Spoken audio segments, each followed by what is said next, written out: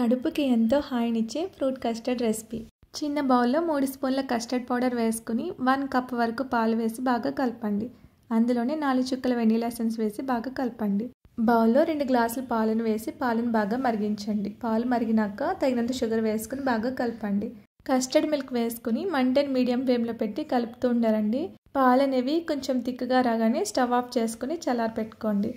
బాగా చల్లారిన తర్వాత అందులో కట్ చేసినటువంటి యాపిల్ ముక్కలు, దానిమ్మ గింజలు, డేట్స్ ముక్కలు, పైన డ్రై ఫ్రూట్స్ కూడా వేసుకుని బాగా కలుపుకుని మూత పెట్టి 1 అవర్ పాటు ఫ్రిడ్జ్లో పెట్టుకోండి.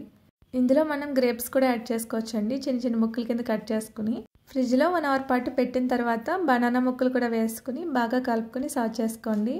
పైన కొద్దిగా డ్రై ఫ్రూట్స్ కూడా వేసుకోండి. ఓకేనా, చాలా టేస్టీగా ఉంటుంది. తప్పకుండా ట్రై చేయండి. పిల్లలు కూడా చాలా ఇష్టంగా తింటారు.